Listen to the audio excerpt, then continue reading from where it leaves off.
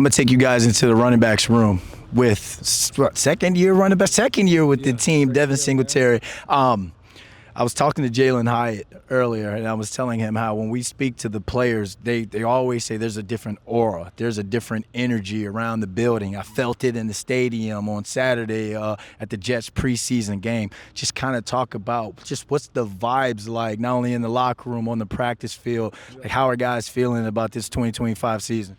Man, we feeling real good, man. Like everybody's saying, the energy is different, bro. I can't really explain it. It's just something that you feel. I don't think we just feel. I think the fans feel it. Obviously, the coaches feel it. But yeah, we coming different this year. But where does that come from? Is it the quarterback situation, having 4 quarterbacks that you guys believe can play? Is it having a defensive line like you guys have now? Like, I know you said you can't really explain the energy, but where do you think it stems from? Yeah, I mean, I think it's a little bit of all that. I don't really like to talk too much about last year, but of course we're not happy with last year, starting with that. But obviously, the guys that you bring in the building play a big part. So I think that's playing a big part. Guys hungry, guys' sense of urgency different, and I think all that playing into it.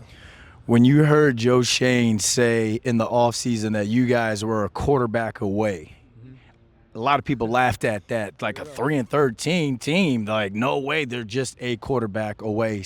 Russell Wilson comes in, steps in, moon ball is activated. Jackson Dart comes in, darts delivered. Jameis Winston comes in. Like, just is Joe Shane? Is it looking like Joe Shane could be right? I know you guys got to go out there and prove it, but did he go out and get the quarterbacks that you guys feel as though can lead this team? Definitely, he definitely went out there, and we feel like he made the right moves. And yeah, man, last year. This is a new year. Every year is different, so it's definitely looking up for us.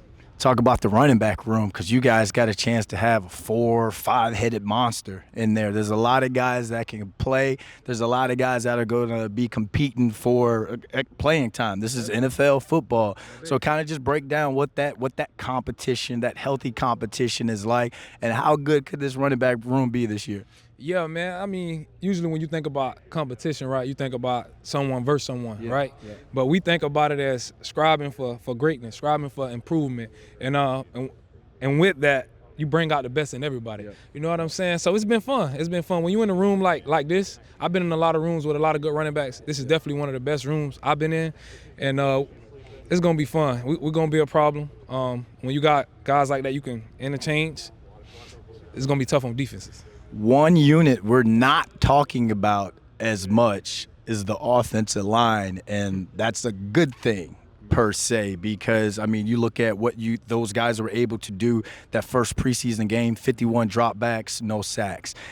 They kind of started off rust in that team period against the Jets, that first joint practice. Fast forward to last Saturday in the game, they ran a pretty clean operation. So what have you seen from this unit this year? Like, how have they been able to grow as a unit? Man, we got a lot of depth in that unit, and that's where it started. A lot of people don't like to talk about it. It's not flashy, it's not pretty.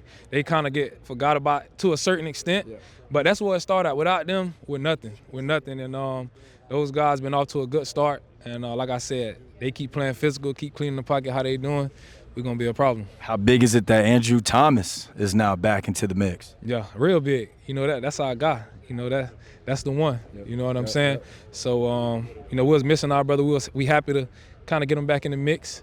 Happy to see him out there moving around, and that's going to be big for us. Last but not least, Evan Neal. What have you seen from him in terms of making that transition? I mean, he went from left tackle to right tackle, left guard, right guard, left, do it, right, do it. He got a whole song. In terms of, you know, in the NFL, you could be a journeyman. There's a guy that they look like they want him to play. They want him to be on this team. So how has he handled this transition? Man, I think he's been handling it well. That's tough. That's tough to do, like you said, to be going left to right, inside to outside. That's tough. And but overall, I think he's been handling it well. He's been having a pretty good camp. Yep. You know what I'm saying? So we ready for him. We ready for him to spin for real. Which, you know, we about a couple weeks out now. Yeah. But he's been doing well. Last but not least, personal goals. Yeah, for me, man, honestly, it's always to be better than I was the year before. And as long as I can do that, I'm headed in the right direction. All right, Motor. Good luck this season, man. Appreciate you, fam.